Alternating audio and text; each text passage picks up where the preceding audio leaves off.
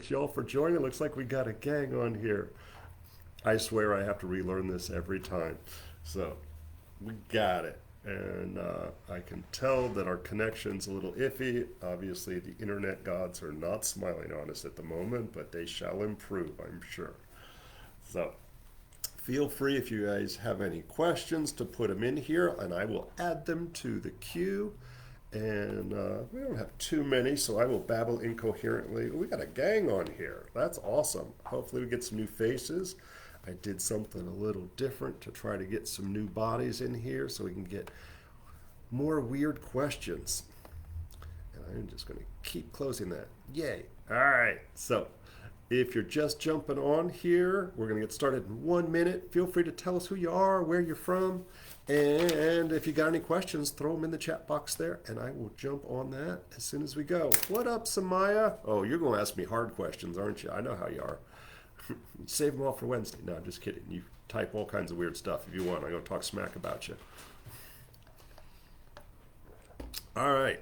I'm used to stalling for way longer, so I was a little slow getting in here. It's back at the original location. We used to always do it here at the clinic, and there's a class going on at the classroom, so I'm back here tonight. So it looks like we got a good crowd on here tonight already. So I'm super excited, and I was oh so negligent because I thought we already had this up, and I just put it up yesterday. So for all of y'all to have found it already, you're kicking butt. All right, it's 6. Let's go. Hey all, if you don't know it, I'm Bob Linde from the, oh, for real, Aruba. Score. That's super cool. I have not been to Aruba yet. So, yay, I was hoping we got some folks from the islands here. I will make sure I mention some herbs that probably grow there. So I'm Bob Linde from the Tradition School of Herbal Studies and Acupuncture and Herbal Therapies. I am a Western herbalist first and an acupuncturist second. So I was practicing and learning herbs a long time before I got here as an acupuncturist, and started doing this open forum during COVID, and I really felt disconnected from so many people that I was used to seeing on a regular basis and coming to classes and so forth. And I figured a great way to get in touch with them was to do something like this. And it seemed like it was so helpful. I decided that even after we were back in our normal classes and the pandemic was a little less scary, that I'm just going to keep going. And as long as people keep showing up and throwing questions at me, I'm going to still stay on here and rant endlessly. And as always, sorry, for the commercial break. I'm going to do a little plug for some upcoming classes. And if you don't know it, we do this the last Friday of every month. And bonus if you send me some questions ahead of time, but totally okay if you don't. Always happy to take them as they come. I usually don't need to Google them. No, I'm just kidding. So if you want to find out more information about us, the school, you can find at traditionsherbschool.com. And all of our classes are live and in person, of course, here in St. Petersburg, Florida. But because of COVID, we now do all of them live online. And you're always, what up, Howie? Oh, now my pressure's on. Howie's here. Hey, Howie, tell us about your school.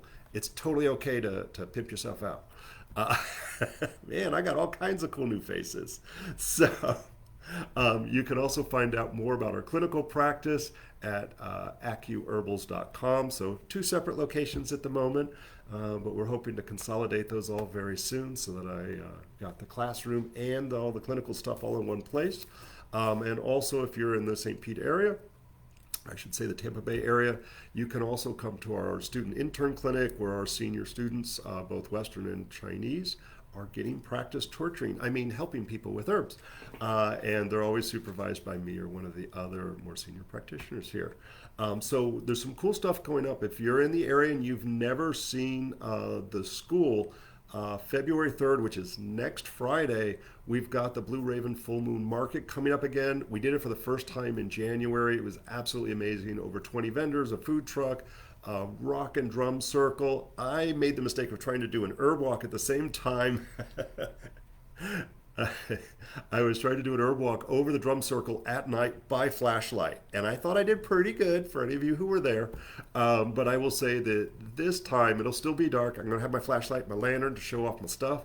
But I'm going to do it right at 7 p.m. So get there right as the market starts. It goes from 7 to 11, and we will be shutting it down probably right about 10:30, so that I can go home and go to sleep so I can teach the next morning. We've also got on February 16th, our Tricia is teaching our anatomy and physiology for the herbalist. This month, we're going to be covering the heart and the circulatory system with a kind of a little emphasis on blood work, which is super important for all of us so that we can read blood work and understand it. And our Ayurvedic class on February 23rd that the lovely Madame Gray will be teaching is going to be all about our sense organs and our skin and all the things we can do to kind of tone down the excessive light noise and all the overstimulation that all of us are struggling with. I know her class, she had almost 20 people in her class last night. It was absolutely amazing because it was all about stress. And although this one will be dealing with a lot of those stressors and how they affect us, it will be different approaches of some of the same things. And the reason you see the cool herbs behind me tonight, and usually I'm at the classroom, is because Ruthie is starting a new series. She always comes up with the best ideas. She's specifically doing a monthly series for young folks. And so kind of that 15 to 25-year-olds who are going to be the next wave of awesome herbalists in the world. And so she's exposing them and making the classes a little bit more focused on that age group and more exploratory and maybe issues that they may be dealing with. So unfortunately, I'm not there to help them out because I am probably 15 at heart, but not by wrinkles. And we've finally, and I know I've threatened this for quite a while, but we've had a chapter of the American Herbalist Guild here for many years. And with COVID and we had a regime change, it kind of fell by the wayside. We really haven't done much with it. And so I suckered one of our graduates, Shannon, to take that over and reconstitute it. She's already doing an amazing job. And so they have their first event, which is going to be Herbal Love Potions. And you can find out more about that online. It's the West Coast chapter of the American Herbalist Guild. And then we'll have another organizational meeting for people who just want to see what's going on. And if you're really lucky, I'll have enough voice left to maybe do a little tour of the gardens there at the school on February 19th at 5:30. I think I'm right on the 5:30. And I'm going to just do the slow scroll. If you're interested in the Western Herbal Program, our 101 class, we've got 2 more before we go into the Foundations, the 8-week series. So the weekend of February 18th, 19th, or you can show up for March 4, 5. And those are all weekend long. I've also got Wilderness Survival coming up in March. And let's see if I can do this. Woo, cool scroll. And you can find all this cool stuff on your website. That's enough of that. And I haven't seen anybody post any questions, so I'm going to start babbling. So there's really been interesting. So many moons ago, and sorry, this is going to be a little bit of marketing for the herbalist as well. So it's always interesting with herbalists. They tend to be really brilliant and they're excited about helping people. And we really do. We love helping people as herbalists. That's very common. We usually suck at business. And it's a real problem because we dedicate a lot of learning and time, money. All of these things go into our desire to be a professional. And then if you don't actually charge people for your services, then you end up working at Bird Irons. And I think they just closed. So it's really important we think about that. And unless you're really lucky that you've inherited money or earned it, and this is your second career kind of thing, we're usually trying to do things on the cheap. We're buying really good quality herbs and things like that. But how do we get the word out? And it's usually word of mouth. And one of the things I teach, I back during the recession, I was teaching a series of classes for herbalists and acupuncturists, like low-cost marketing for the herbalist and acupuncture. And one of the things I always say, it's I know nobody actually reads the paper anymore, but the paper, I still like getting the ink on my fingers and all of that. And there's always a human interest story, usually a local, like somebody who's overcoming adversity or a very unique problem, or the community coming together to help people.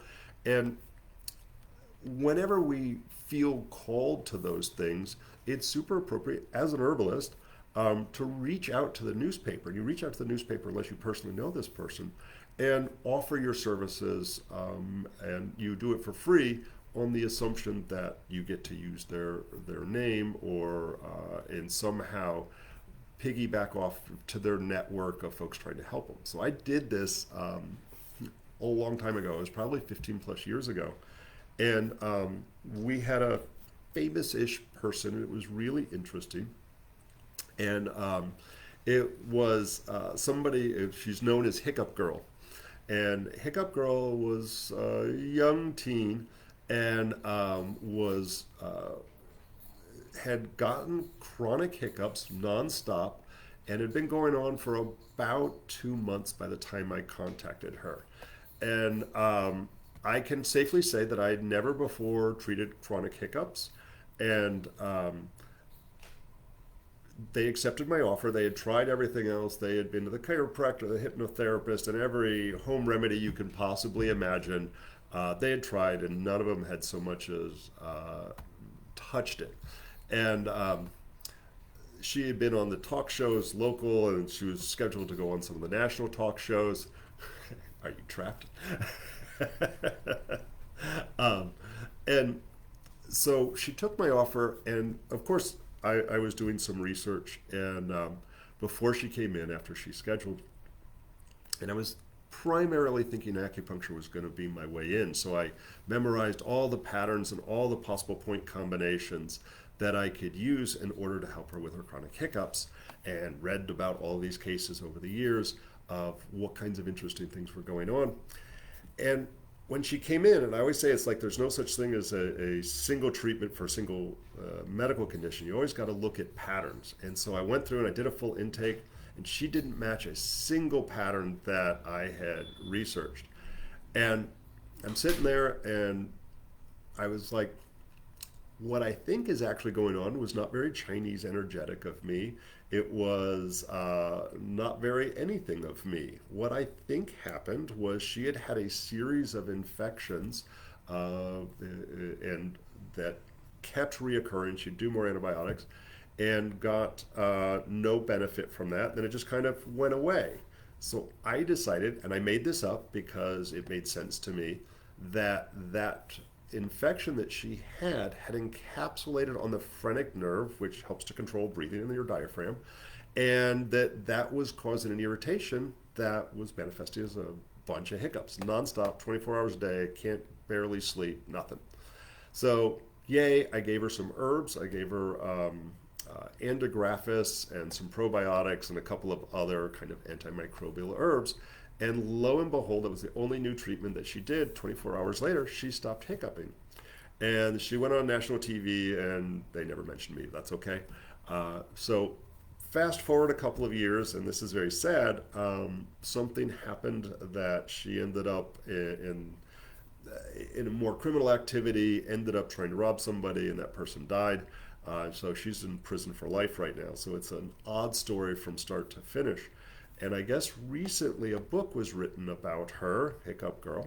And in that book, I'm credited with curing her hiccups. And it's funny, they came back right about maybe a week after she ran out of her herbs. And she never came back for a follow-up, even though I was comping her everything. And so I appreciate that I got credit for it. But now I am getting almost weekly an email from somebody around the world who has chronic hiccups. And, ooh, excellent. Thank you, Pickles. That's one I actually have a lot to say about. Dyshydrotic eczema. If I could spell, I'd be really dangerous. And so I will say that about 2 years after I worked on Hiccup Girl, the young, probably under 30, black guy came into student clinic, and he was terrified of needles. His onset of chronic hiccups had gone on for 2 or 3 years now. He didn't make the news, And he was not able to handle acupuncture. I tried to put one needle, he about freaked out. And so I ended up just giving ear seeds. Auricular therapies is the fancy name. And auricular therapy is just doing little pressure points in the ear. And we find that that's similar to reflexology, where the bottom of the foot is reflective of your whole body. The ear is something we use in Chinese medicine to do that, which has got a good bit of research. It's used by the military in lieu of opiate drugs, and generally really effective for pain and stress. And so, thinking that I wasn't going to be able to help him, I put a few seeds on his ear, and I think I did some magnets on his wrists and his below his knee. And he went outside to smoke a cigarette, and he started banging on the door. This is an old location, and his hiccups had stopped for the first time in 2 or 3 years. He was in tears. So I, at this point, figure I've treated more chronic hiccups than most people on the planet, since it's such a rare disease. And now I have people coming out of the woodwork, and I'm actually kind of shocked at the frequency that it's happening about and not talked about. And so what I'll say is, the one gentleman who got it recently, he broke up with his girlfriend, was super upset, went out, drank too much, passed out in the cold, and woke up, and the hiccups didn't stop for 3 years. And so in his case, I used the Chinese concept of liver attacking stomach, and we said stomach energy is supposed to go down when you're puking or hiccuping. It's going out. Same is true of the lungs, and we were able to fix him by helping with that tense condition to cause it to relax. And so really successful in both of these cases, one-hit wonders, which is always shocking. But it's important to recognize, and everybody's like, what'd you do for them? Can you do it for me? It's like, that was so obscure, and I don't even have proof. That was my research case of one, which isn't always a perfect thing. And it's one of those things that I irritate people all the time, because I was like, when people come in and say, what do you got for insomnia? I always got, what I always tell them is, I have an appointment. The problem is, too often there's like, here's all the insomnia, here's some hops, here's some passion flower, here's some skullcap. And those are great. They've probably already done them, 20 times, and they didn't work. And it's not until you ask them questions like, well, I can't sleep because my dog is incontinent and I have to get up 5 times a week or 5 times a night to take him out, or my husband snores, or my hip really hurts and that's why I can't sleep. In which case, you can give them all the skull cap in the world, it doesn't work. So one of the things, and I believe it was David Winston, my herbalist man crush. Sorry, don't get jealous there, Howie.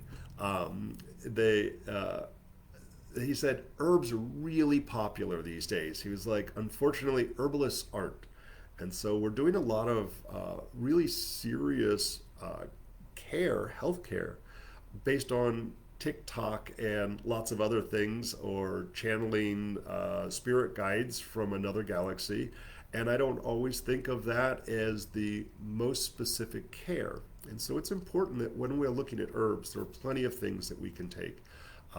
Because they're more food-like when we look at things like nettles, but even that can have some problems. But when we're looking at complex chronic problems, it's important to see an herbalist and not use Google as your primary means of understanding things. So everything from herb-drug interactions, from medications, to looking at dietary issues, stressors, and anything in a past history. It's very common that I find issues going all the way back into in utero, or exposure to things like Lyme disease, heavy metals, you name it, are all possible causes. And figuring out what's wrong, and then finding out the approach that's going to work best for an individual, is how we get real success in the herbal realm and more permanent corrections of really complex problems. My running joke is I should have called the clinic of last resort, because that tends to be, nobody comes to me for colds and flu. Like, that would actually be boring. I tend to see things that the Mayo Clinic's failed at, the Cleveland Clinic has failed at, that the doctors are stumped, or people have to leave town in order to treat it. And oddly enough, things like cyclic vomiting syndrome and so forth. And unfortunately, right now, I'm seeing I'm going to say more than half of my clients right now are dealing with cancer in one form or another, and so trying to get them through that in some form or fashion. And I'm happy to say, and I think she's still on here, one of my graduates is now working in primarily a cancer clinic as an herbalist and doing lots of cool stuff that I wish I got to do, like herbal infusions in the bladder and for bladder cancer and stuff like that. So I'm sure you'll have some questions here soon on those. So let me jump on Pickle's question about dyshydrotic eczema. And this is, yes, and you said that. It's not a common eczema. That's 100% true. Dyshydrotic eczema is still an autoimmune disorder. It oddly shows up just on the palms of the hand and the bottoms of the feet. Sometimes it's one or the other. There was an herbalist who is, oh my God, her name just flew out of my head, who used to be a member of the American Herbalist Guild, frequent lecturer, and she was dealing with it and had a support group just for dyshydrotic eczema, because generally both Western medicine failed at it as well as herbal medicine. There weren't a lot of good answers. And oddly enough, I stumbled on something that's worked really well for dyshydrotic eczema. And I'll start by saying besides just painful blisters that happen on the hands and feet, so it makes it difficult to walk, they're easily to get infected. The skin sometimes cracks around there, and so we end up with open, owie, yucky sores and so forth. It also seems to cause a breakdown of the collagen, and so where normally we're able to do things with our hands and feet, we can walk barefoot. It's because of the protective padding of collagen that we can do that without pain. We can turn a screwdriver and we can walk barefoot on anything. So as that disorder continues, those become thinner and thinner, and it becomes more and more painful to use your hands or walk on bare feet. It's usually misdiagnosed for many years until they get the right medications. It's just throwing more steroids at it and so forth. And with most autoimmune disorders, that's fine for a flare-up, but long-term consequences from steroid use or immunosuppressants or chemotherapy that's used for so many of our autoimmune things. So, yep. I assume that's fungus. Oh, wow, they just diagnosed it. That's really wild. Okay. So, there's almost always a role of food, that there's frequently a food sensitivity that's a part of that. I had a client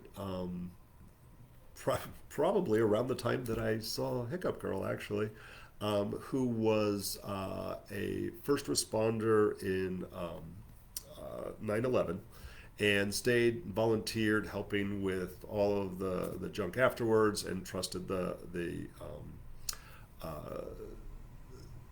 the government statements of you're breathing this toxic air, and they said it was safe. And so as she continued to do all of that, plus the stress and so forth of all of it, found out about a year or so after that she ended up with these horrible sinus infections as her primary symptom, besides PTSD and a bunch of other interesting stuff. And she went through all of the various antibiotics and so forth, and they stopped working. It was fungal, it was bacterial, it was literally eating holes in her sinus cavity. And after about 2 or 3 years of that, they said to her, there's nothing else we can do. This is going to eat a hole through your sinus cavities into your brain.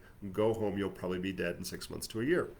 And that's when she came to see me. And needless to say, there was a lot to fix. And she had some other things. And one of them was she had the dyshydrotic eczema. I want to say that was the first time I'd ever seen that, maybe the second. And she had some digestive issues, probably from all the antibiotics. And this always sounds really silly, and that's why I won't say her name. But I got her doing really well. And so I had the sinus. She's still alive, by the way, and this was obviously many, many years ago. So something I did was correct, or the doctors were really, really wrong. So she was feeling well enough that she had a significant other, and they were going to run away on this long weekend that she was super excited about. And of course, there was a lot of pressure she put on herself for this, first time really spending some time together. And of course, she's got a herpes outbreak. And so she was super upset. She came to see me. She was doing fine other than that. And I was like, I gave her an herbal formula. I'm not sure what it was. And really, we just wanted to knock it out as fast as we could. And I was like, let's get as much of L-lysine, the amino acid, in you as humanly possible to just try to knock it out really fast. And I didn't know what the maximum dosage of L-lysine was, so I started to do some research to see how much can you take and not hurt yourself, at least for the short term, to get her through this fun weekend. And basically, the dosage is yes. And so I believe I put her on something really ridiculous like 2,000 milligrams of L-lysine 3 or 4 times a day. And a couple things happened. A, she was able to knock out that fever blister, the herpes outbreak, fast enough that it was, they believed it was safe. And some of the collagen started to show back up as she continued to do this, that she started to see some improvement. But it was the first time she'd ever seen almost about an 80% remission of her dyshydrotic eczema. And she came back and she was like, what did you do? Why is my stuff better? And I was like, I have no idea. And so, we reduced the dosage a little bit, but we continued to do it, and it continued to have benefit. And I won't say 100% remission, but I'm going to say it limited her outbreaks to bad food choices or high stress, and started to replace the collagen noticeably over time. I also really, I'm teaching vitamin minerals this weekend. So it's one of the reasons it's on the forefront of my brain. But the other part was it also helps with slowing down or reducing viral outbreak. And so it was one of those things that I used throughout COVID on the assumption that I would get exposed to it. As far as I know, I still haven't gotten COVID. And I take that twice a day as prevention. And I'm actually 106, so it also helped my collagen in my face. No, just kidding. So it was, without a doubt, I've now given it to, I want to say 5 other people with this hydrotic eczema, and all of them have received benefit, especially if they look for those things that are potential aggravators to it, that food in particular. So that's my 2 cents on dyshydrotic eczema. And yes, topicals are certainly appropriate, but I really find that food and lysine is my number one approach every single time. Actually, like from a Chinese perspective, things like a humid environment, especially if it's worse in your hands, which is common, or your feet are in socks or shoes, that's creating a humid environment. So the Chinese concept of dampness. Also, if we look at it from a Chinese perspective, the blood deficiency. We say the blood nourishes the skin, so the skin easily becomes damaged if we're not making sure that our red blood cells and platelets and all of those various components of the blood isn't optimized. And so making sure you're getting B complex and iron if necessary. All right, let's go on a different approach here. Dave, let me see what we got here. Talk about knees and how to help them when, triathlete. You're one of them. No, I used to be a marathoner. I know. I feel your pain. I don't run anymore because I've done mean things to my knees, mostly out of stupidity, not from excessive running. There are definitely things that can help to avoid or at least delay getting a knee replacement. At some point, when it's bone on bone, it is challenging to be able to have a benefit. I always say, the ability for them to be successful with knee replacement it improves all the time. They're getting better and better at it. They're reducing the risk, better outcomes. And also, you can kind of assume that those knee replacements are good for 20 to 30 years. And if you're 55, like, I don't know, at 85, 90, and if you're a triathlete, there's a decent chance you make it that far. So I wouldn't want to have to get another knee replacement when I was 85, 90 years old. So I always encourage people to kind of delay as long as possible. But at some point, if you haven't found a way to improve it, like, sorry. Um, Movement is always the best thing. That there's definitely a lot of research out there that encourage, like, if you stop moving because your knees hurt, they'll hurt twice as much and you'll lose that ability to do that. Stretching, and I always say find a physical therapist who's really good at looking, and honestly sometimes it's an athletic trainer, sometimes it's just the guy at the gym who's really smart who does personal training, to make sure that your muscles are balanced. In the same way, like, we don't want just biceps, we want a tricep too. And so when we're looking at that complex of muscles that help to stabilize our knee and so forth, especially when we're doing a lot of repetitive motion. Triathletes, usually you're doing a good job, you're really, everything's pretty balanced out. But I know all the triathletes I know, they were like either really good swimmers or really good bikers, really good runners. Usually they were really good bikers and struggled through the rest of the crap. And that does create sometimes a imbalanced set of muscles when we focus too much on one set of exercise. Without a doubt, there's herbs that can be helpful for that. When it comes to that particular, that overdoing it long term, depletion of knee stuff, cartilage, and meniscus potentially, I tend to go very Chinese with my approach rather than Western. And I also find that acupuncture can be very helpful for at least reducing some of the pain and inflammation associated with that. Um, Obviously, there's some growing body of research as well. Unfortunately, it's really expensive. It can be very expensive and not covered by insurance. And that's the uh, not the rooster injections. Oh my God, not DNA. Sometimes my brain doesn't work.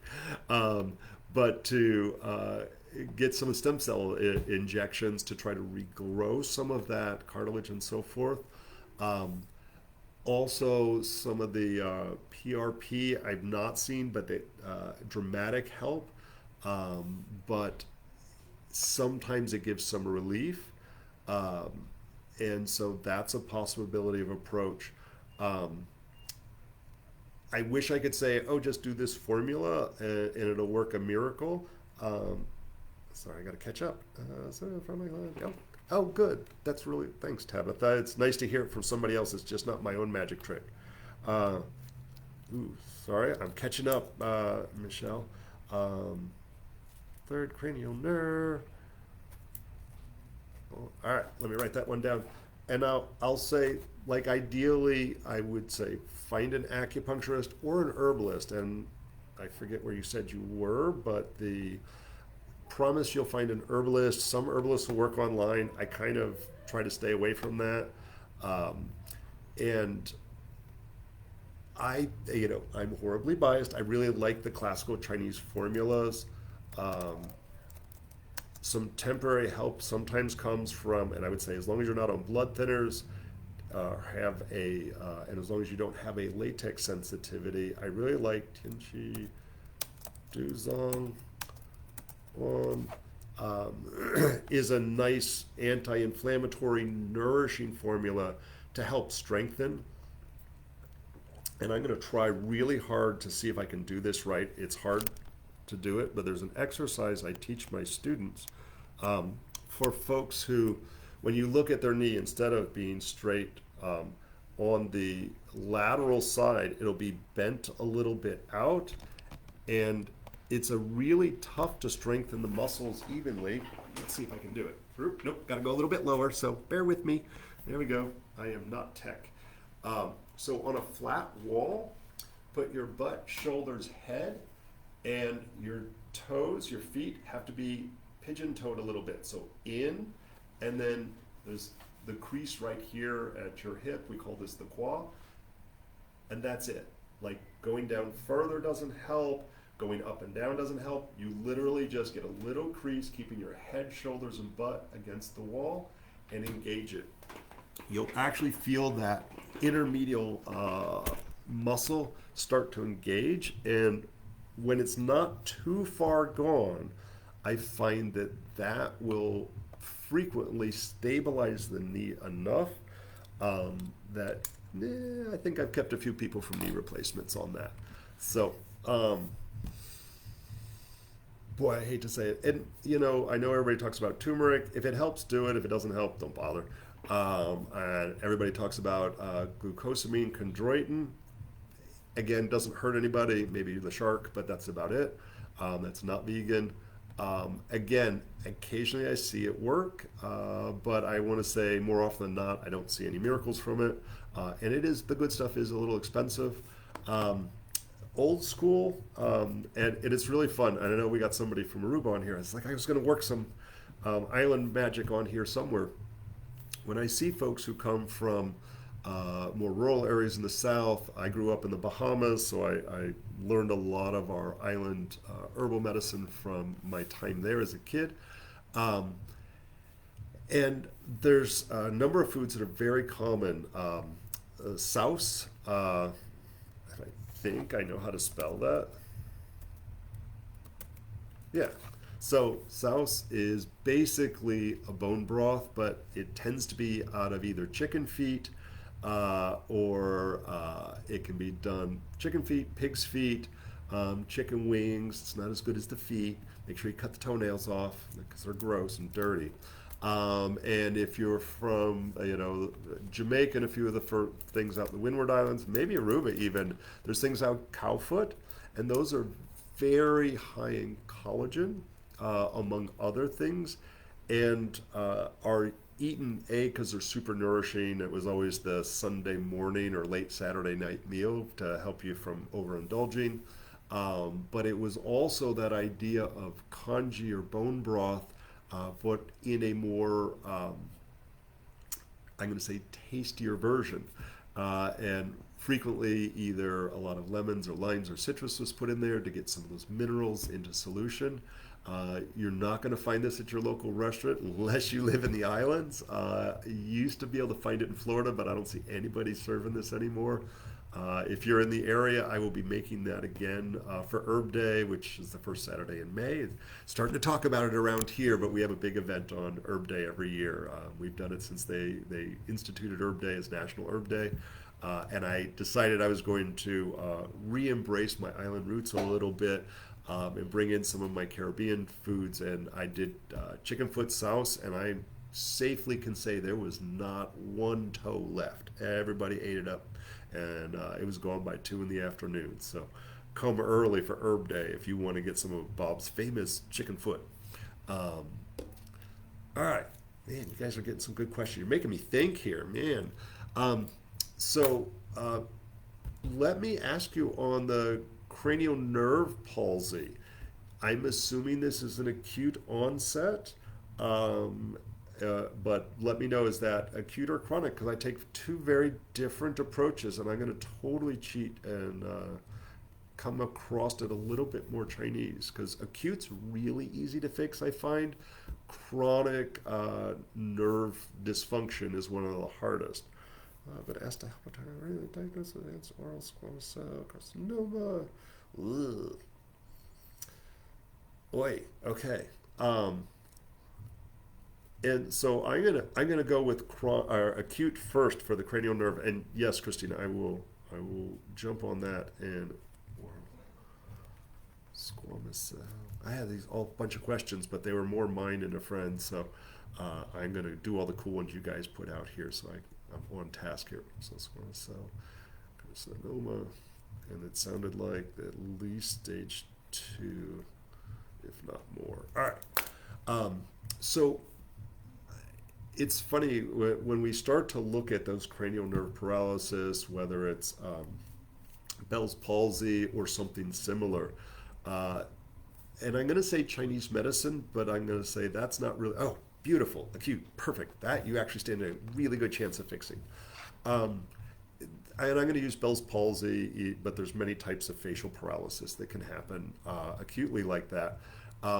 Obviously the first thing is make sure it's not a stroke, that it's not hemiplegia. And so like when somebody wakes up and their face is doing this, the first thing you do is send them to the emergency room or take them there.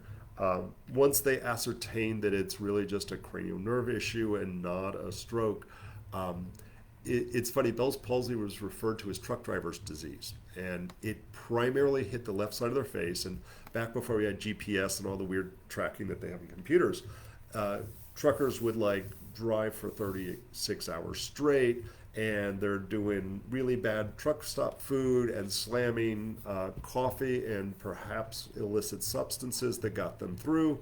And they would roll down, we've all done that. We're sleepy and we roll down our window. Ooh, I might have missed one. Yes, please post it again. It's hard to track that sometimes. So they'd roll down their window and they'd wake up after they finished dropping off their load, and they would have Bell's palsy, and so hence the name. In Chinese medicine, we call it wind invasion, which is the same as a cold and flu, except your face is catching a cold. And I say it's Chinese because Western herbalists kind of say the same thing. They say cold and flu. They don't always have the concept of wind invasion, but they do diaphoretic herbs that make you break a sweat. So it's hypo. Okay, sorry. I think that was the one. Hypothyroid. So they would make you sweat, diaphoretic herbs, frequently in that acute phase of an illness. And it works. And there's lots of debate as to what it is. They're antimicrobial and all that. But the reality is, when I was doing the TV series down in Ecuador, I'd go around and visit with all these various healers or shamans. And the last place I was a place called Amupaquin. As it turns out, was literally a stone throw from some of my friends down there.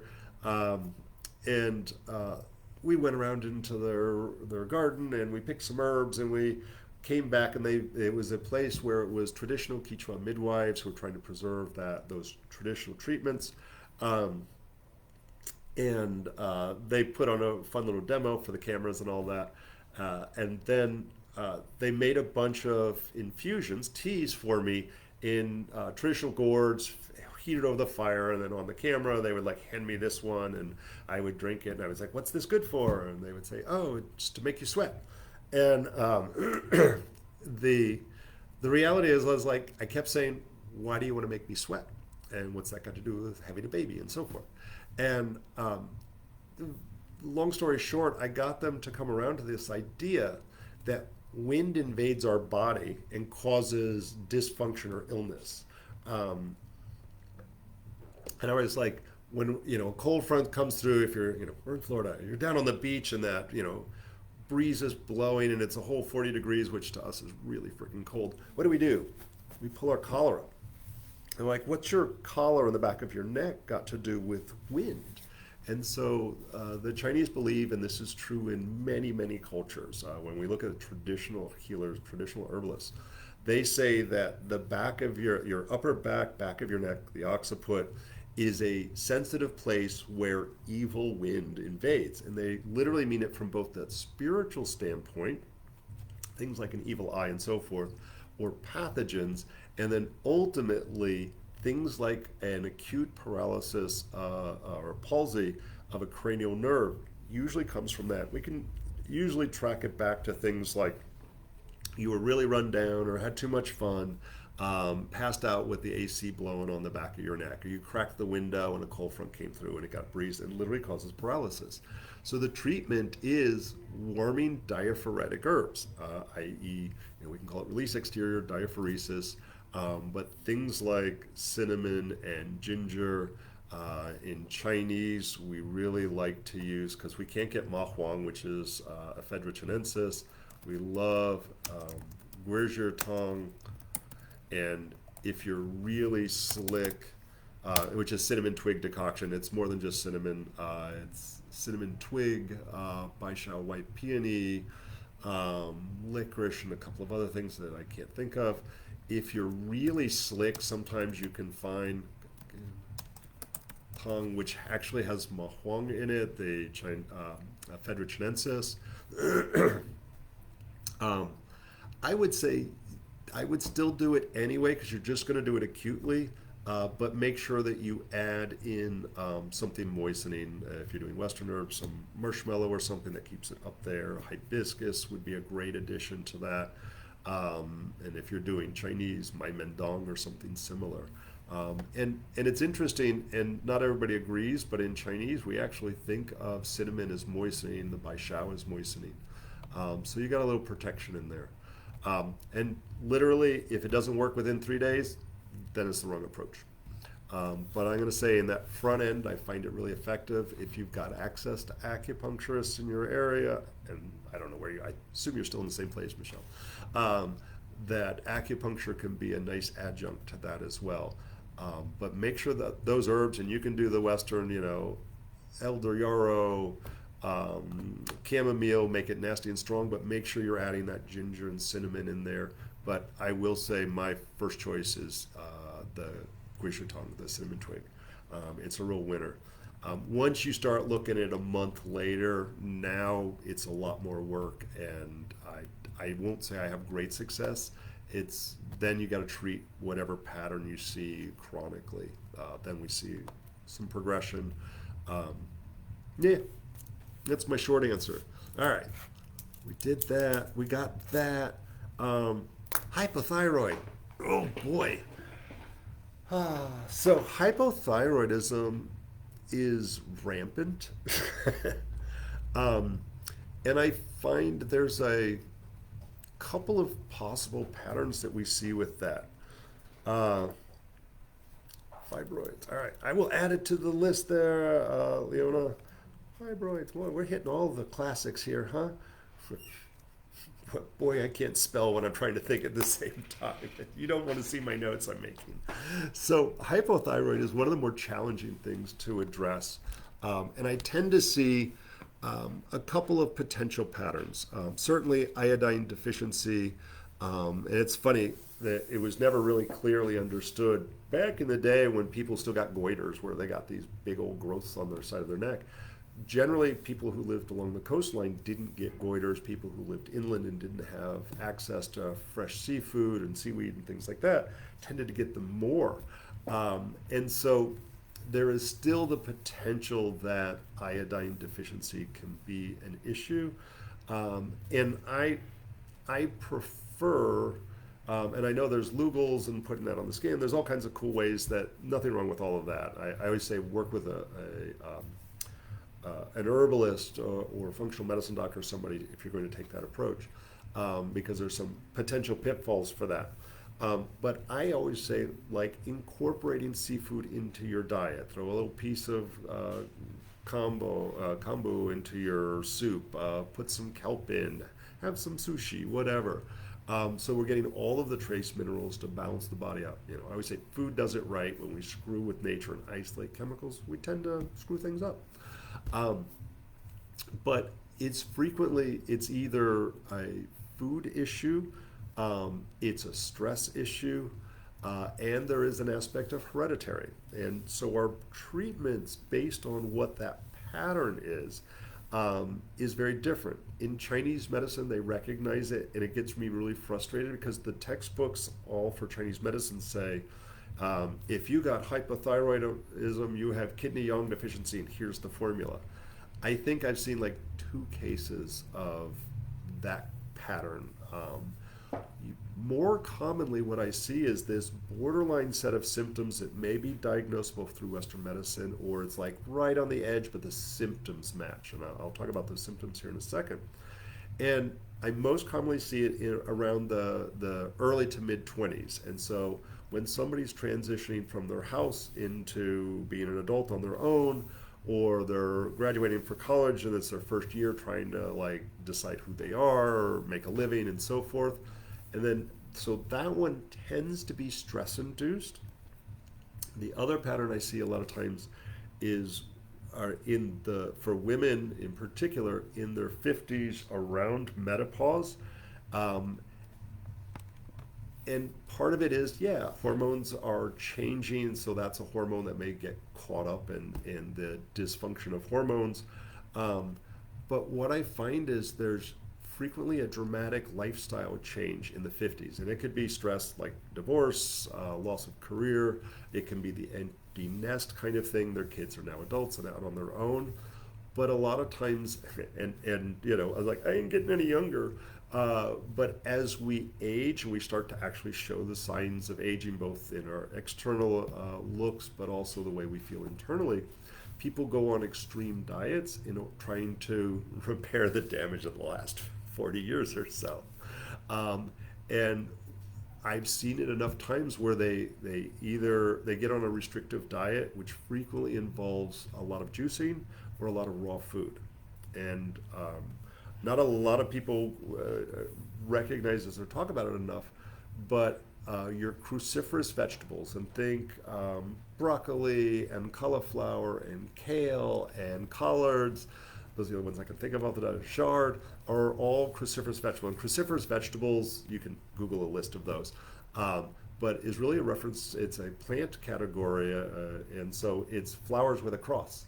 And so four petals on their flower, and so they form a cross, and cruciferous, crucifix, blah, blah, blah. And so cooked, they're totally fine.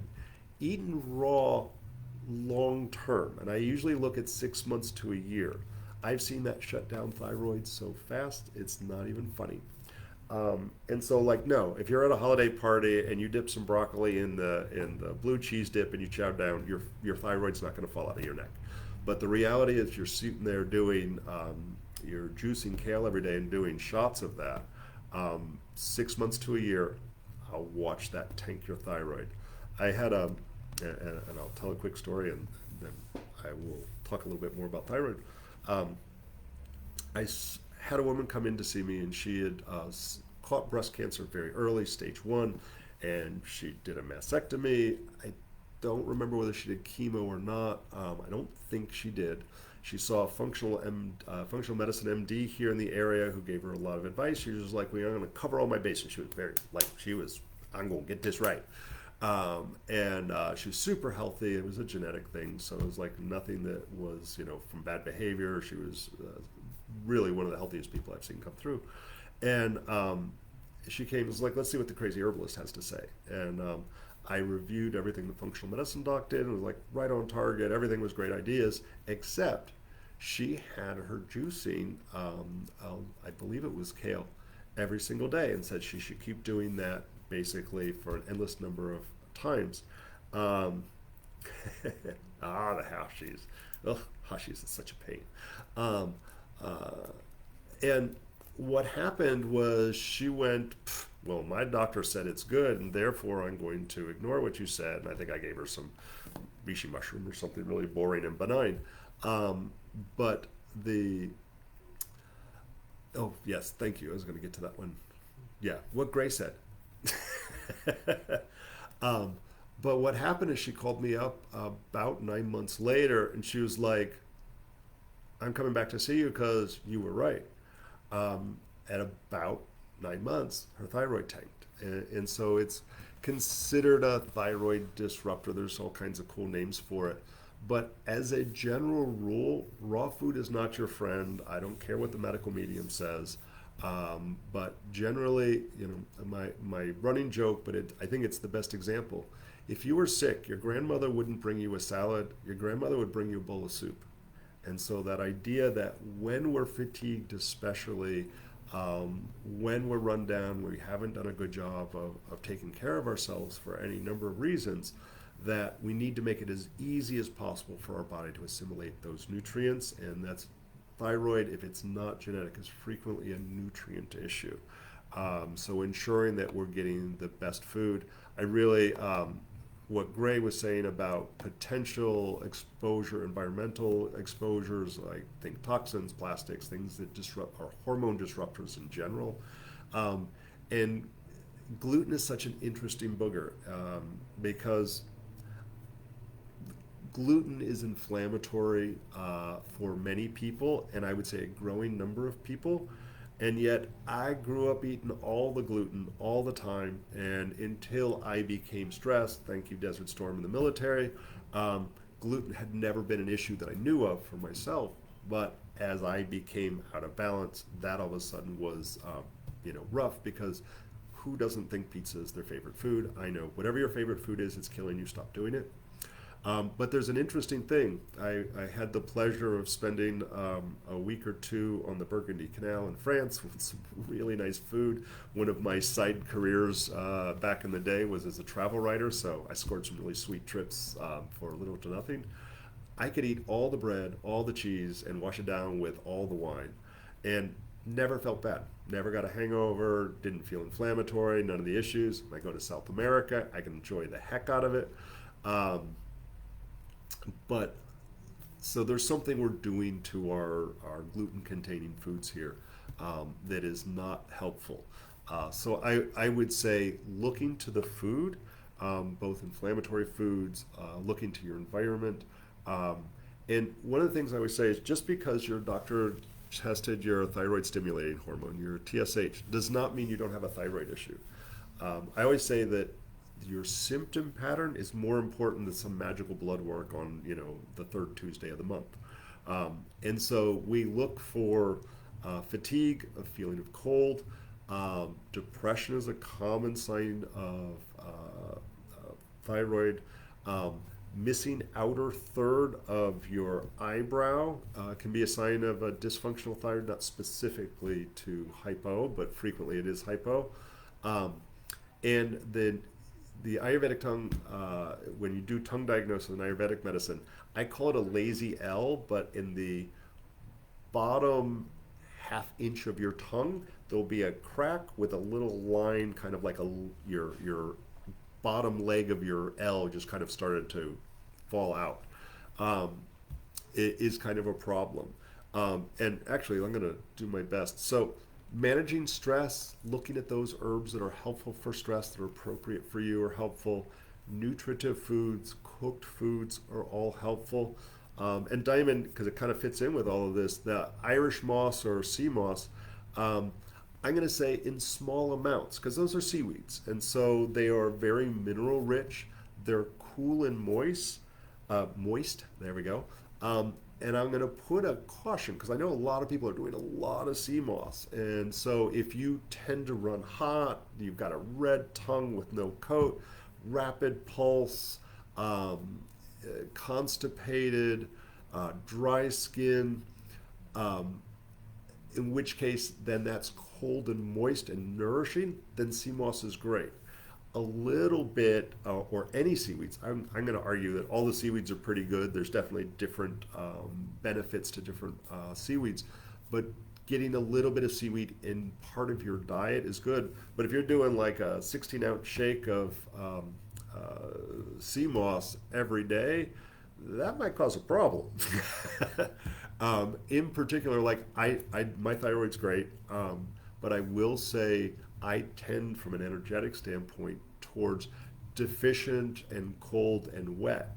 So if I did a bunch of sea moss, it wouldn't be pretty. I would not be leaving the bathroom that day. So a little bit goes a long way. Adding food quantities into our stuff really can be helpful. And I would argue for those people who are starting to show a few of those symptoms, get your thyroid checked. But also, I would say, start doing, managing your stress through diet, lifestyle, exercise, breath work, making sure that you're getting healthy, nutrient-rich foods. Don't overdo the raw foods, especially the cruciferous vegetables. We can oftentimes keep it at bay through those things. And herbs, I've seen often enough with lifestyle changes. And some of those great suggestions that you put in there, like come to her stress class, or she did have the stress class, but her next one's kind of a stress class. All of those things will move you in that direction, either from prevention or actually improvement. I know, and I'm happy to have Howie or anybody else if you're still bored and sitting out, and I assume you're still in Colorado. I'd love to hear your opinion on it. But to a lot of people talk about lemon balm as being a thyroid disruptor. That's general. I'm going to say most of the people who work clinically have not found that to be true. I don't caution people against lemon balm, Melissa officinalis. I generally find that a wonderful. And opinions vary. I don't find it sedating for most of my folks. I find it's really good, especially when the digestion, when stress is affecting your digestion a little bit, because it is in the mint family. Um, so there's a lot of questionable information out there on a lot of it. But really, I'm going to just say one of the cautions also is, there's arguments for and against Synthroid, levothyroxine versus Armour, and there's some variants of that are over the counter. If you're going to, if you're already on thyroid medication and you're like, screw this, I don't want to be on this anymore, and you decide to take a more natural approach, look for the underlying problems, it will help your thyroid. And so if you don't change your medications, if you're not having your blood levels tested, and yes, and thank you for the T3, T4, and you can go way down that rabbit hole and do the reverse and blah, blah, blah. I usually just go for some basics on that.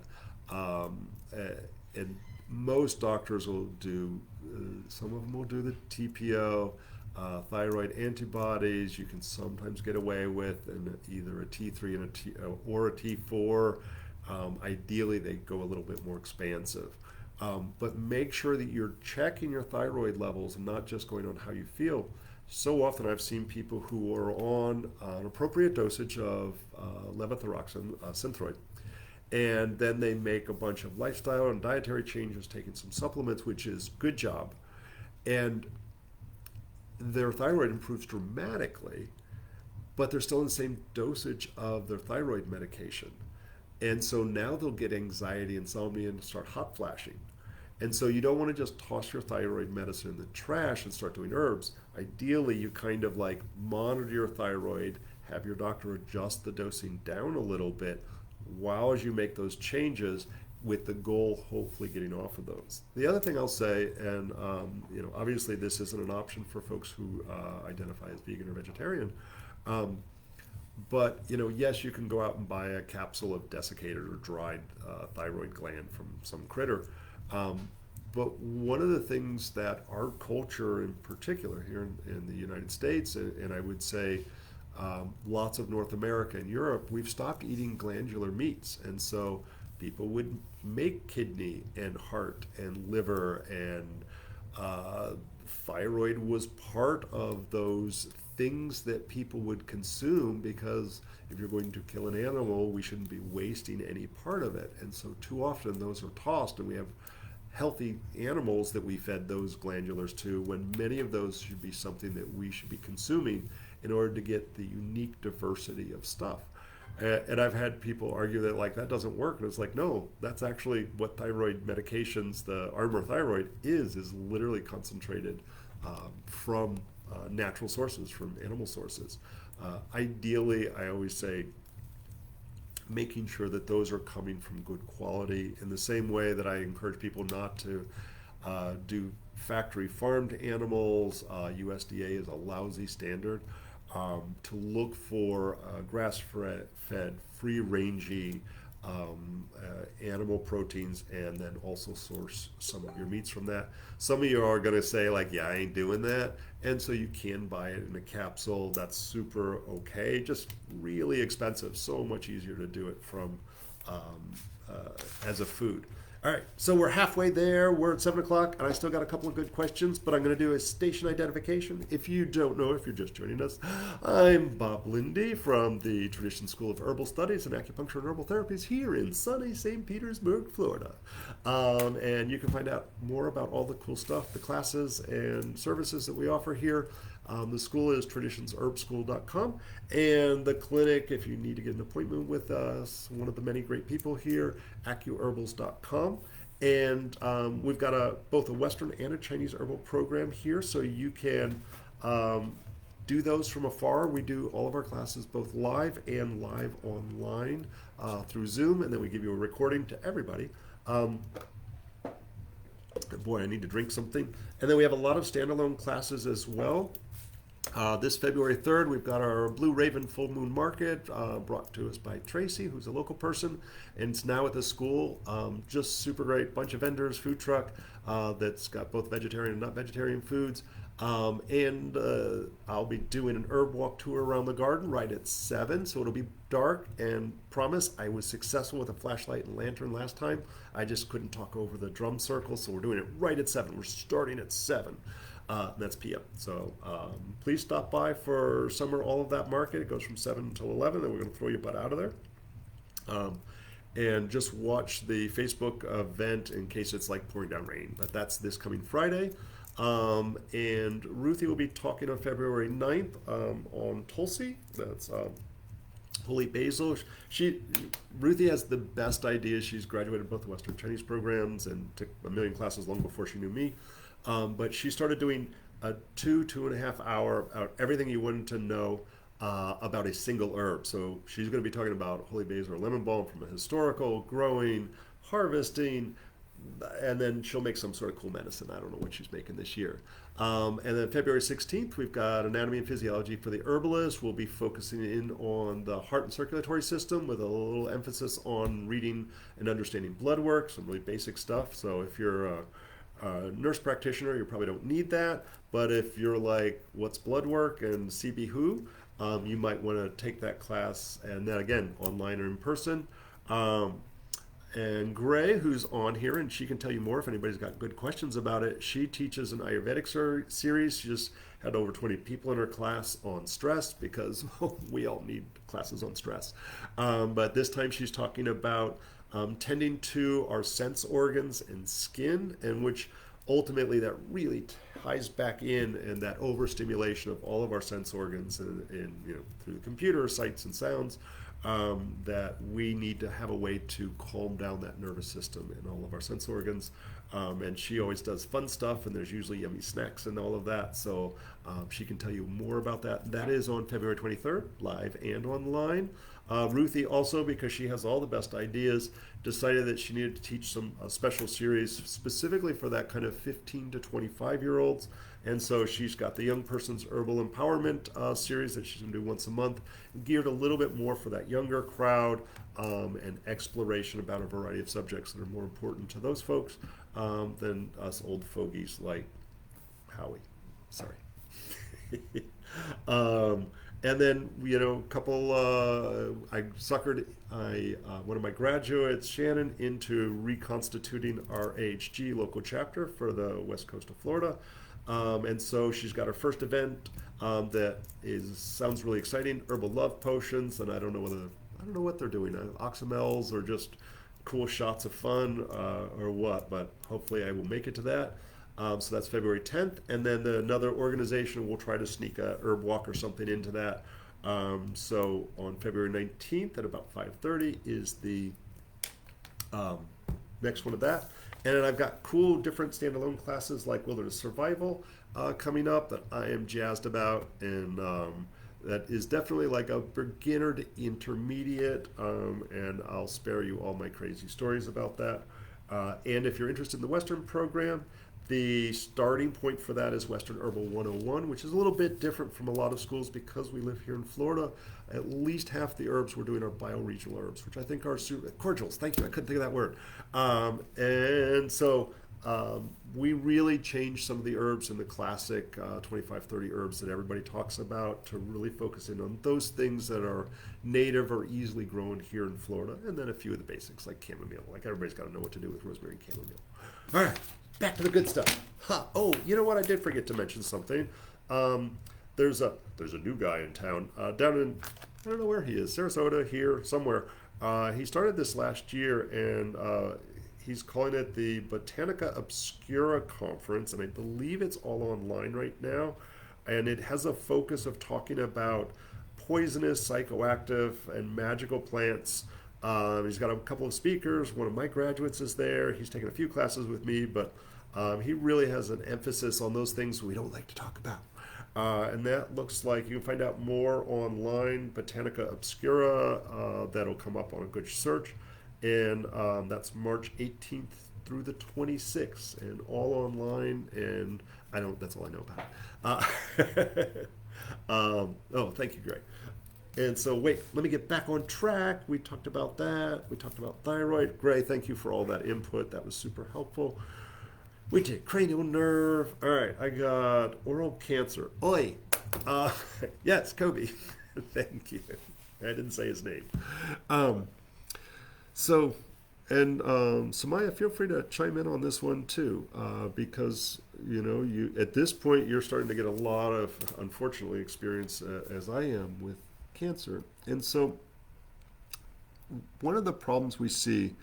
Oh yeah, that's right. I forgot he has the shop there. One of the problems I see with, I'm going to say cancer generically, and we'll hone in on this a little bit, is that if you Google herbs for cancer, you'll get a lot of really stupid responses.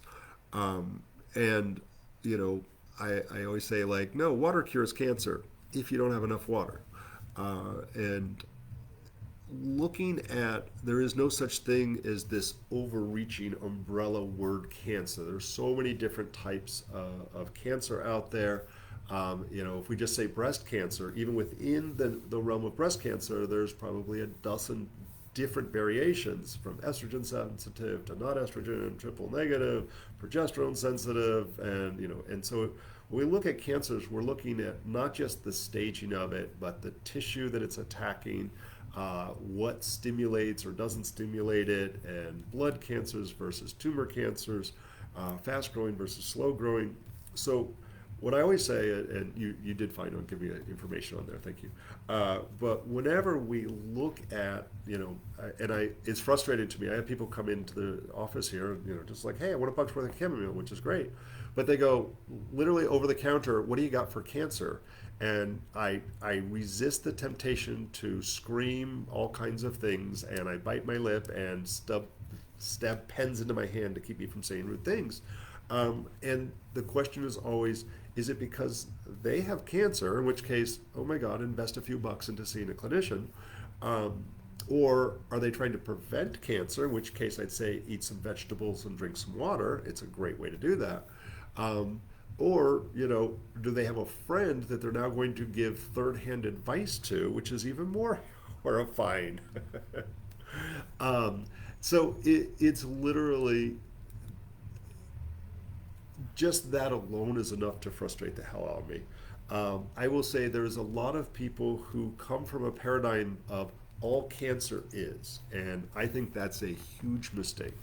And we see things like, SEACT cures everything, and haven't seen it. And, I have a couple of cases where they were already doing that, not improving. Stopped, did that plus my herbs, did better, stopped doing the SEAC and did even better. So I'm one of those things where, like, the second somebody says all cancers are caused by parasites, I run. When somebody's like, this cures every kind of cancer, that doesn't work. And the medical community does the same thing. We had, like, not beating up on your people there, Samaya, but, like, literally there's doctors who, there's a doctor up in North County somewhere that's literally, I can tell when somebody's seen them because they all get parasite cleanses. So huge concern when somebody is doing herbs to try to address cancer. If they're ingesting those herbs and doing chemo at the same time, cool. If you know how to post that on here, go for it. I'm not sure how to post it on the chat here. So the herbs that will address cancer well frequently will interfere with chemotherapy and change its absorption and excretion rate. So there are certainly herbs that can be done safely with chemo, but you'd better know what you're doing and know at least some basic pharmacology to bebop through all of that. With skin cancer types of things, we can do topicals pretty safely. In the mouth, and I think that's what it was. It was in the mouth itself. We can do rinses and washes pretty safely. But in this case, the one you talked about actually had started to move out of that stage one where it's encapsulated and very easy to take, not easy, but easier to take care of and remove. Once it starts to get into lymph nodes, we start to have some problems. And I will say one of the things I do I call it pathology class, a whole weekend of pathology, because you can learn everything there is to know about pathology in 2 days. It's rather than me trying to do that and just talking really fast, the pathology class is warning signs of what things to look for. One of the things I tell people all the time is a one-sided enlarged lymph node. And so my guess is your client was like, "Ooh, I wonder if I have a tooth infection," and they had one lymph node, probably just under their jaw, was painful and inflamed, and not the other side. You know, you catch a cold, you get a sore throat, we check both sides, you have both of them enlarged, or that's showing that, like, oh, that's normal. When we have a single one, there is an infection closest to that lymph node, and it could be boring, like, oh, I got a cut on my hand and my lymph node under my armpits. Well, I have a bad infection, but it's an infection. Antibiotics will fix that, herbs might fix that. um, but when you're like, there's no infection on my hand and I have just one-sided lymph node, somebody needs to explore that and see if it's a breast cancer or some other kind of creepy thing. So if you forget everything else I say tonight, don't learn anything else ever. One-sided lymph nodes, go to the doctor and get some investigation, and don't take, oh, it's nothing as an answer. They need to do something to confirm it. I'm horrified to say how many of my graduates have successfully saved probably people's lives by having them go to the doctor with that.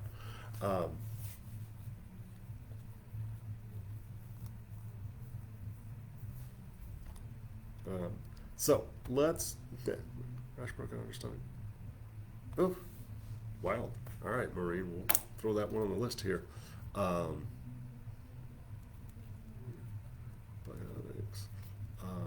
rash. Okay.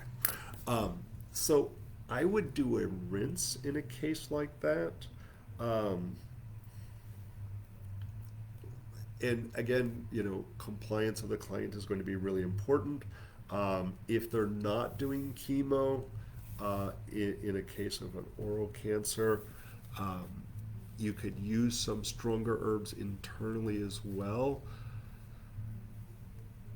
And when you've got lymph nodes involved, it makes it challenging. Some people think using lymphatics in a case like that are good, some don't. I'm going to say it's a case-by-case basis on that. I'd kind of like it's a judgment call. So things like poke, at least in a rinse, might be helpful. I'm going to get to that one, Maureen, without a doubt. That one's might be easier. The I would do a mix of herbs that are really kind of boring, like plantain, maybe some chickweed cleavers.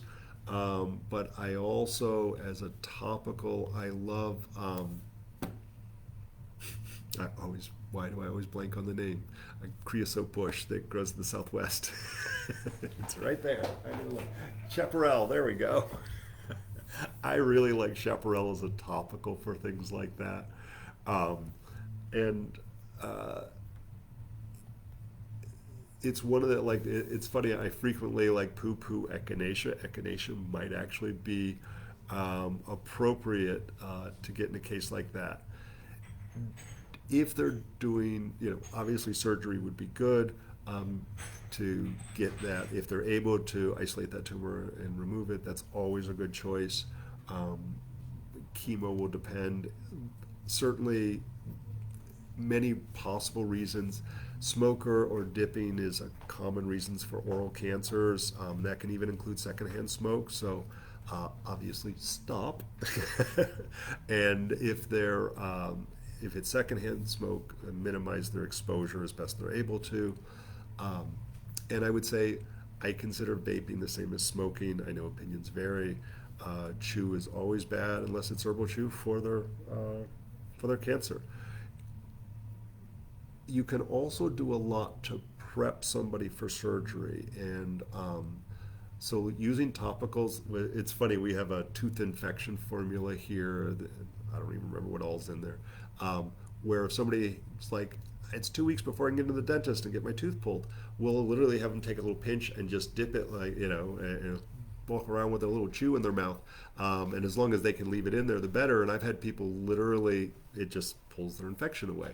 And so surgery is frequently the right answer when it comes to it. Like, get it out, and then you can decide what's the best approach. So if you can get that tumor as small as possible, then it makes the surgery less scary, less invasive, perhaps less damaging. I've done that with a lot of skin cancers, try to get it as small as possible. And then it's easy, quick surgery. Also, improving the immune system on the off chance that they have to take a more aggressive treatment or more extensive surgery, because if there's a cancer there, the immune system may be a little compromised. So, ensuring the vitamin D levels are up. I like starting probiotics long before surgery. Oh, that's a great idea. A little tea bag, yeah. Tea bags are so convenient when, especially if they're herbal. Yeah, like traditional medicinals has like their sinus formula that would do well to get like icky, yucky stuff out of a tooth. So really looking at optimization, getting a good picture of blood work. I like always take it with food, zinc frequently, and getting the zinc levels optimized, vitamin D levels, vitamin C, maybe 500 to 1,000 milligrams to bowel tolerance 3 times a day. Making sure the stomach acid is correct, that they don't have low stomach acid. Those are my short answers. Just cancer's tough without like a clear picture of what they've got going on and what they're willing to do and what kind of treatments they're willing to considering doing. And I really like, there's a Chinese herb that I like, and I'm going to do it in Chinese just because I'll misspell the Latin name.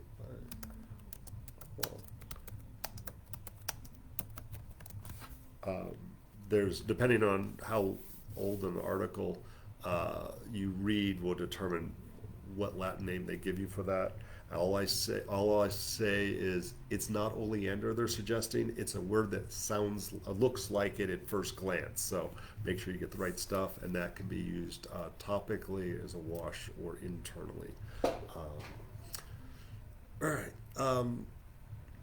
Sorry, I'm going to hold off on the fibroid just because that's a long discussion. I'm going to keep an eye on my time here a little bit, because the one I just saw about the skin rash after a tooth extraction, clove oil, and a few other things, that one's probably pretty easy. There's a couple possibilities. The skin rash is a common side effect for people who are having an allergic reaction or a negative reaction to antibiotics. So it may be that specific antibiotic is reactive in their body, and they shouldn't have that one ever again. So, because that can get worse and worse, and you have to take that more in the future.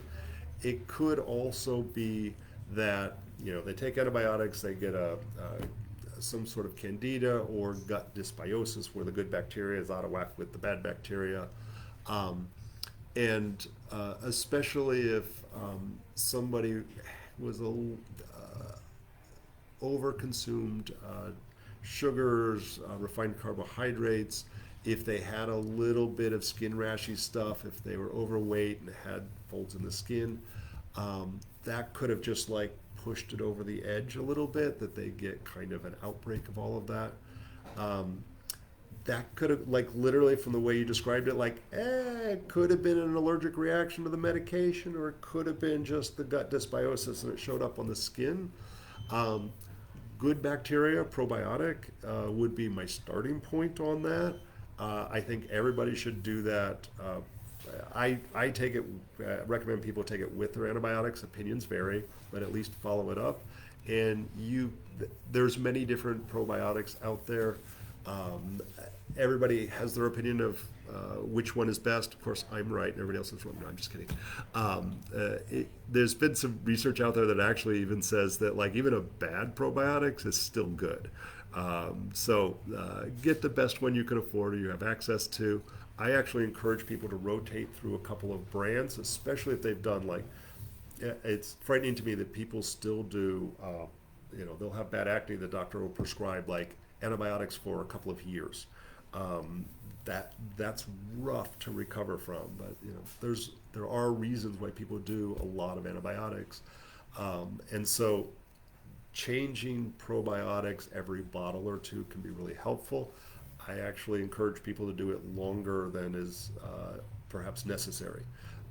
And getting them as close to either the area or tissue state or based on bowel movements, we can get different things like Saccharomyces is better if you have loose stools. There's ones that are more like acidophilus is more for vaginal, the candidiasis that sometimes comes as a yeast infection. So getting that right. If it is a topical skin fungal infection, you can do herbal baths, but it's tough. I would almost use a very concentrated infusion or decoction and spray it with a spray bottle, because if you're soaking in a bath, you're just feeding a fungus sometimes. It's always a rough one for Florida it's easier, but if you have a good window, sunlight kills a lot of fungus. And so if the worst spots that this person has are where it's hot, wet, and not a lot of sunshine, think pits and creases and things like that, frightening your neighbors and flashing them, but getting all of those places in the sunlight as best you can. Spray bottle, concentrated stuff, and sometimes it is appropriate to, like if it's getting worse, an antifungal rather than an antibacterial from the doctor might be correct. But I'm kind of like 60-40 that it's actually a reaction to the antibiotics and not a gut dysbiosis. Just a really good chance of that. Yeah. I know I'm forgetting a couple of ideas for that, but in general, if you're don't know a lot of herbs, anything that's extra stinky, anything that's high in volatile oils, I would not recommend, and this could have been part of the problem, the clove oil, so essential oils could aggravate all of that. So I generally wouldn't recommend that, although it might kill it. Doing it without carrier oil will actually damage the skin worse. If you do it with a carrier oil, it's kind of trapping that underneath it. Even if it kills it, it may actually make some things worse. So I would be hesitant to use any more of those. If there is, hopefully, and I forget now whether it said dry socket, but hopefully they don't have dry socket, because that's just rough. But if that's still healing, plantain, not the banana, but the weed plantago, and here in Florida, our Florida plantain is just starting to come up, and so big patches of it now around the school. If you're up north, if there's snow on the ground right now, you won't see it for a little while. But even dried, the plantain again is chew, not as a rinse, because if you're popping out that scab over the thing. Hey, see ya. Plantain, just getting that juice in there and just kind of a little pinch between the cheek and gum can really help to speed up the healing. And it's really nice. Plantain, kind of like if there's a hole, where they pull the tooth out, it fills in the hole and helps to stimulate growth this way. Whereas something like comfrey will grow over the top and actually trap infection in sometimes. So sticking with a plantain, we like, if you're really fancy, some frankincense or myrrh or dragon's blood, something like that, ground in with that, and having that as a chew is really helpful as well. That helps to stimulate tissue growth and prevent infection. Man, you guys are making me work tonight. Man. Fibroids. Oh, I think I got everybody but fibroids. All right, we got time. Half an hour. I can tell you everything about fibroids. All right. So fibroids are tough. And in general, we say that fibroids are benign, like making sure that it's not like scary malignancies and tumors. And those fairly easy for the MDs to ascertain. Depending on where it is in the abdomen will determine whether that's going to interfere with poop, menses, fertility, and so forth. And so looking like there comes a point where it can become so debilitating that surgery becomes the answer. That said, I'm going to say 50-50 that we can shrink those dramatically. Um, Fibroids have, again, a couple of different potential causes. They can come from stress, they can come from diet, they can come from hormones. Puh. Obviously, my brain stopped functioning. Uh, yeah, yeah. So yeah, Maureen, on that one, it's very possible that was an antibiotic reaction. And you're not going to be wrong either way with a probiotic on that. The stress, hormones, diet, and I'm going to say, it's going to sound stupid. All the things that we said about thyroid can actually apply. The gluten and quality meats that are not factory farmed, things like that, which is rough because that gets expensive.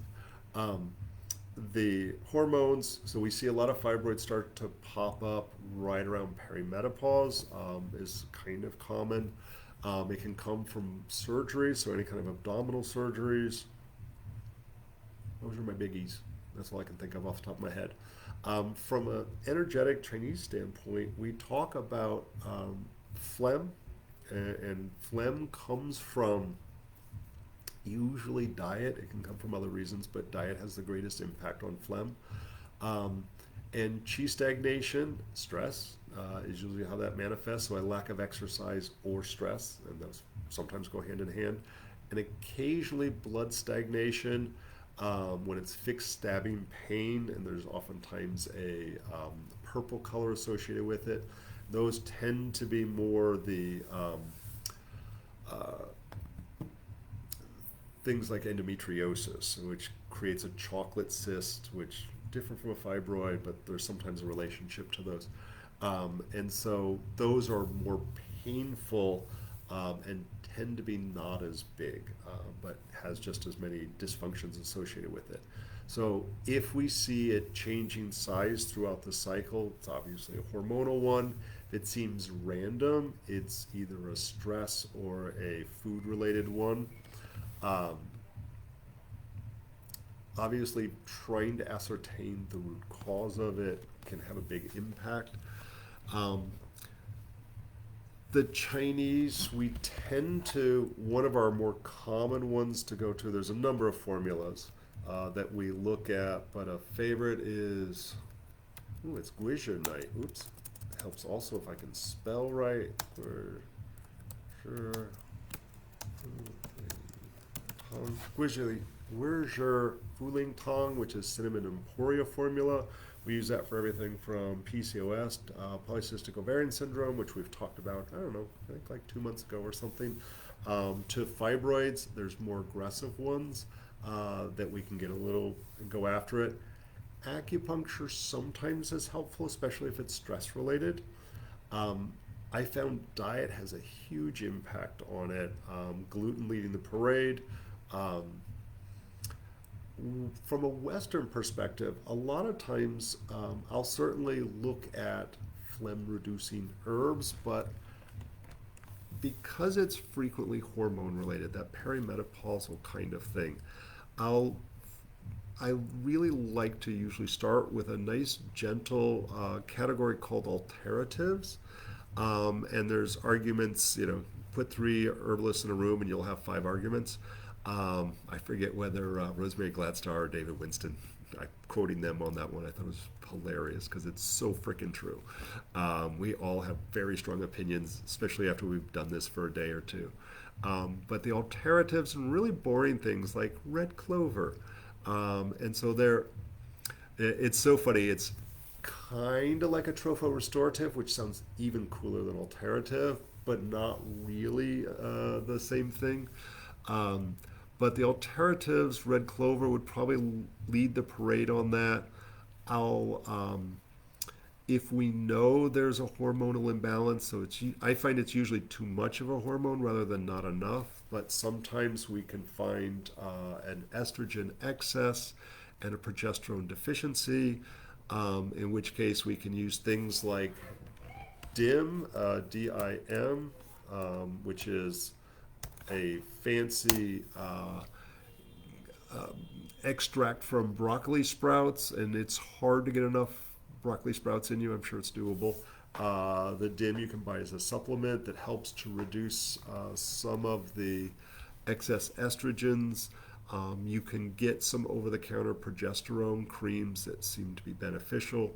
But again, you need something to point you in that direction, like blood work, to confirm that. Not always possible to get. It can, having fibroids, especially around the uterus and the fallopian tubes, certainly can cause infertility, miscarriages, and rough things like that. In which case, we may not have the time to allow the herbs to work. So we can give it a window of time. And I think that's true of herbal approaches in general, that we should give it, like, if it's not an emergency situation. I always say Western medicine's great. You get hit by a truck, go to the ER. Don't come see an herbalist. You get hit by a truck and you're bleeding out the street. But when we look at chronic conditions, that can be something, yes, and there can be xenoestrogens. It can be stress causing those.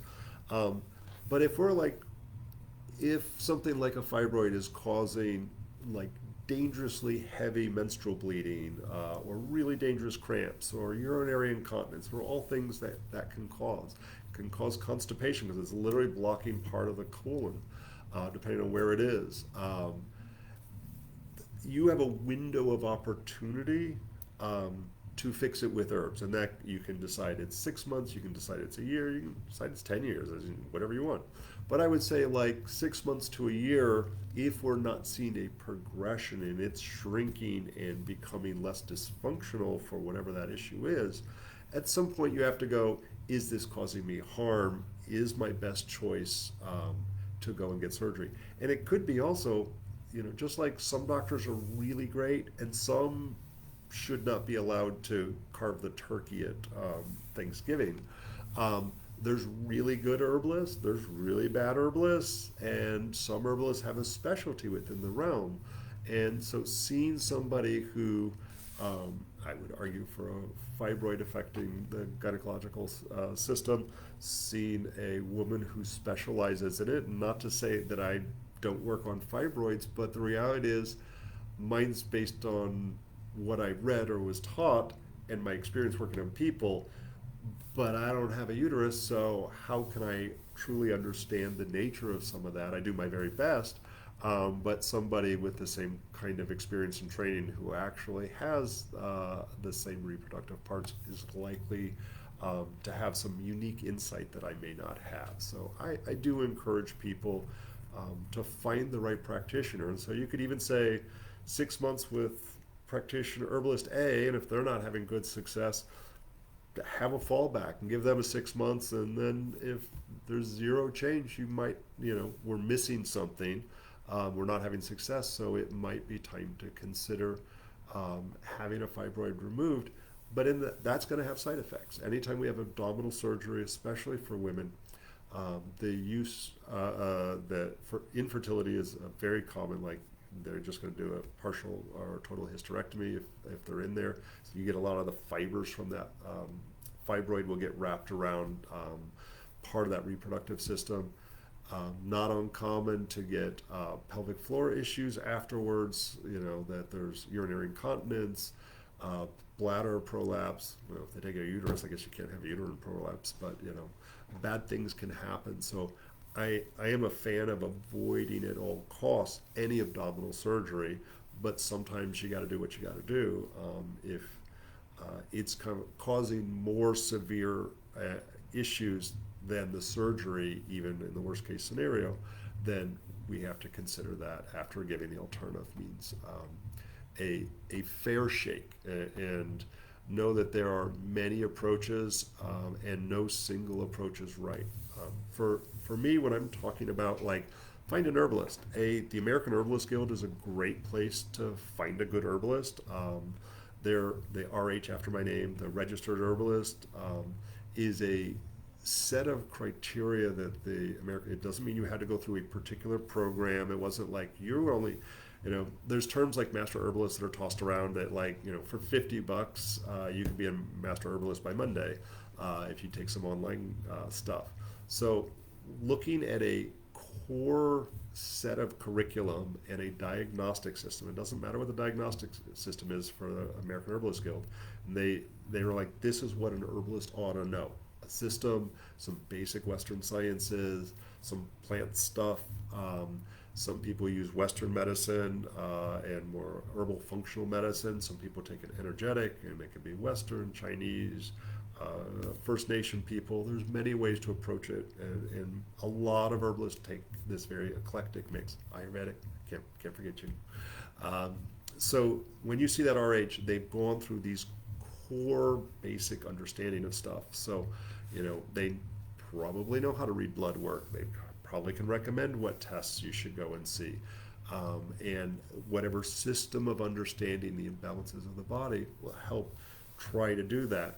And 6 months, I always say, like, I would expect to see change way sooner than 6 months. But, like, if you're struggling to make the dietary changes that somebody suggests, if you're struggling to do the lifestyle changes, if you've not been consistent with the herbs that were recommended to you, then, you're not going to see results consistently or as fast. So 6 months allows you time to change and be consistent. Ideally getting a 3 month of like, I'm on it, I'm doing everything they said. And if you're seeing no changes, try a different practitioner. At some point, no matter how much experience they've had in the past, they may not be the right person for you. And that's really the trick with all of it, is finding the person who is able to figure out your unique pattern and come up with the approach. And whether it's Western, Chinese, Ayurvedic, doesn't matter. And some people will take a very dietary focused, some people won't. So always finding the best approach for you. All right. Well, that was none of the things I thought I was going to talk about today. I was going to just talk about poop. So we've got 20 minutes left because I'm shutting it down right at 8 o'clock because I'm tired. I got to teach all about vitamin mineral therapies tomorrow. And I did open that up for the general public. If you're a functional medicine doc, you will get very little benefit from that class. If you're trying to understand what all the different substances are, amino acids, vitamins, minerals, and so forth, and what are the effects, what are the side effects from that, how do we recognize a deficiency, and how they should be put together. And then my favorite part of that class is I have a wall of shame that I'm going to actually bring some supplements that I've confiscated from my clients. Okay, they gave them to me voluntarily.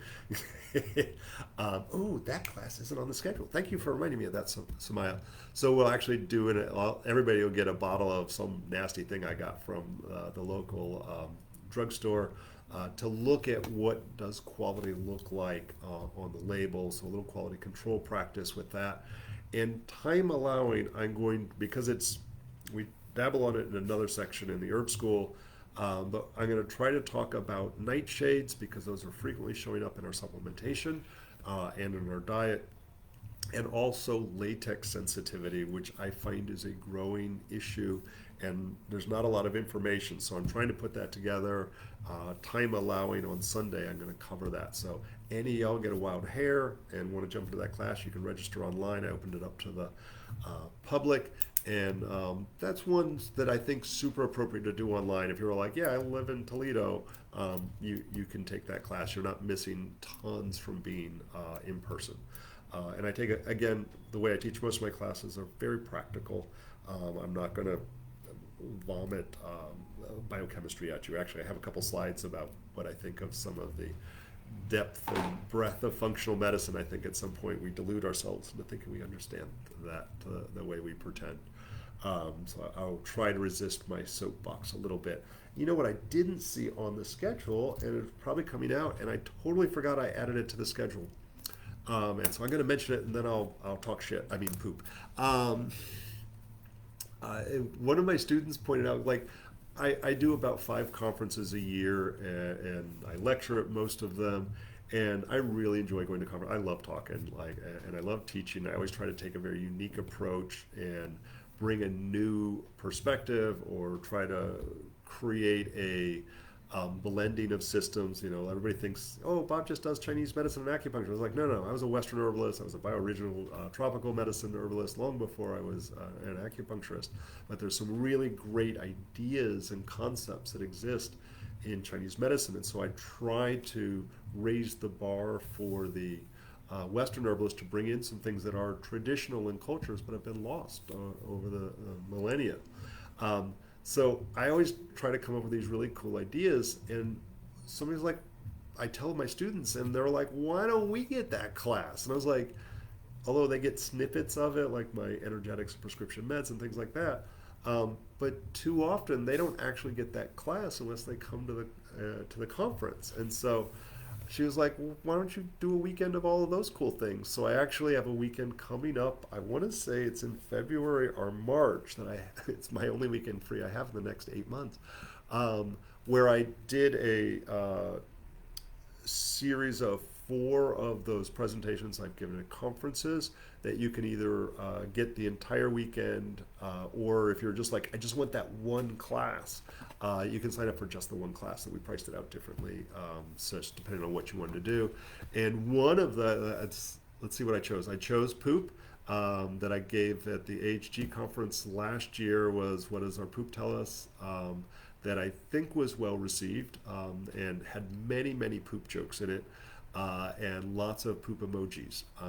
But no, that one was fun, and I love talking shit at a conference. So the other one was HCl, and a deep dive in more functional medicine-y kind of biochemistry than I usually go, but bringing it back to an energetic idea. And so low HCl, which I found in the last 5 years is an epidemic, and I'm going to argue it's from the stress that we've had. I don't care where you sit on the fence, the last 5 years has been rough for everyone. And I think it's really led to a complete destruction of our digestive system, primarily from low HCl. And Howie, actually, you know what? You kind of turned me on to, I don't know if you're still on here, Howie, but I remember going to your intensive at some conference. It might have been at an international. You were talking about SIBO. You were the first guy to talk about SIBO that I heard about it. And so I find that low HCl is a frequent cause of SIBO. So I appreciate that. That was the first time I think I saw you teach. Howie's somewhere out west and is super fun teacher. He's goofier than I am, and does a lot of physical exam and lots of cool stuff. And I think you torture your students out in the woods and make them do some cool wild crafting and stuff like that. At least that's what the pictures sound like. I totally don't remember what the other 2 classes are, but I'm sure they're equally as cool. Those are the 2 I was fired up about. I think one was bioregional plants, and I don't remember what the 4th one was. I actually, for the HCL class, I felt rushed in 3 hours when I taught that. I taught that at the Florida State Oriental Medicine Association, the local acupuncture conference here.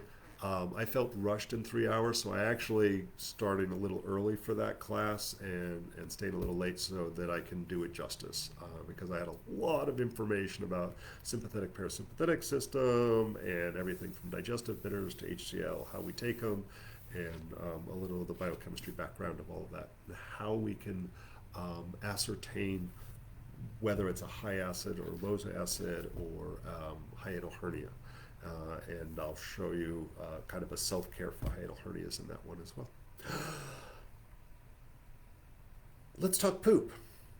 How much time have I got? I got 15 minutes. So, in case you didn't know it, poop tells us everything. One of the things that I always find interesting, Western medicine as it's practiced in the last 30, 40 years that most of us have experienced it, is very new. It is a modern medicine, truly from that standpoint that around the time we invented cars, we see like medicine has progressed a bit, but it's in the last 150 years, and that's an exaggeration, it's probably less than that, we'll call it 100 years on a good day, Western medicine has been practiced. And it's only in the last 60 years of that we've really seen this explosion of things like blood work and imaging and so forth that allows us to understand what's going on more so inside the body. And it's great information. Like, no, I would rather you got a picture taken to see if that leg is broken, and I can't look at you and guess at your vitamin D levels, your B12, or how your kidneys are functioning. So I appreciate Western medicine, especially in their testing. Um, but people have gotten sick long before there was Western medicine, and we've made people well using herbs and diet and lifestyle for millennia.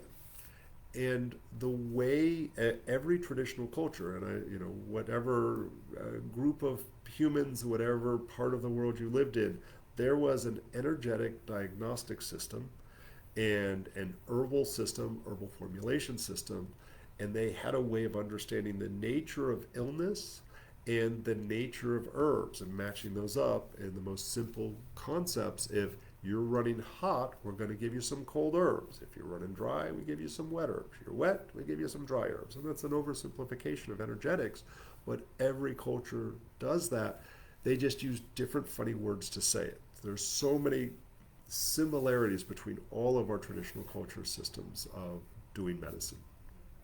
And so the ways that we ascertained what you are was taking pulses, and again, every culture takes a pulse. They recognize, like, ooh, there's a beady thing in there, and it's telling me that sometimes it's slow, sometimes it's fast, sometimes it's weak, sometimes it's strong. That gives us insight. They look at the tongue, and it was funny when I was visiting with a Shuar woman down in Ecuador, and she actually ended up moving here to St. Pete. She did a class in the Shuar diagnostics. And I was like, I was super fascinated. I knew she did some tongue diagnosis, and they made fun of everybody who looked at the front of the tongue. She was like, that's not accurate because that will change based on, what you ate. So she only looked at the underside of the tongue and the skin and the front of it and how that was attached. Another herbalist, a Quechua gentleman I looked at, he was doing a limpia on me, and again, while I was doing the TV series, I think I just posted a picture of him. He was the one who beat me with plants, and he looked like some sort of a torture device that he had me doing. He looked at the skin overall and things like the little petechias and things like that. And it was so funny. And the translation was basically, you have toxic heat in your blood. And I did not yet know that I had hemochromatosis. He was actually seeing signs and symptoms as he beat me with plants and spit on me. He was figuring out that he didn't necessarily know the word hemochromatosis, that's a medical thing, but he saw that there was a dysfunction in my blood, which is a genetic disorder, that accumulation of excess iron, so I don't eat a lot of steak, and I need more leaching than bloodletting than most people. So for real, the treatment for me is 500-year-old tradition of bloodletting, so I get stabbed regularly for that. The tongue, pulse, skin, and and poop and pee. I knew it was like, what was I talking about? So how your poop comes out, and yes, everybody's poop stinks, but some people's poop stinks more than others. And I'm horrified to say that all of you, the next time you're at a festival or an event, construction site, you should look in the porta potty, and you will see the depth and breadth of what poop looks like. And I'm happy to say I'm excited. I'm teaching, I think, 3 or 4 classes at the Florida Earth Skills, which is kind of advanced prepper stuff. And I went there for the first time. It used to always conflict with another event I like to do. And so I went for the first time last year to this, and I loved this event. It was so much fun. Hopefully the weather's a little kinder to me this time. It was really cold and rainy last time. So and when I went into the porta potty to inspect everyone's poop, it was the healthiest poop I have ever seen. Like on Saturday and Sunday, there was still healthy poop in there. These people were all, it was only camping. They didn't have any fancy stuff. People were sitting there living off the land and eating very healthy stuff.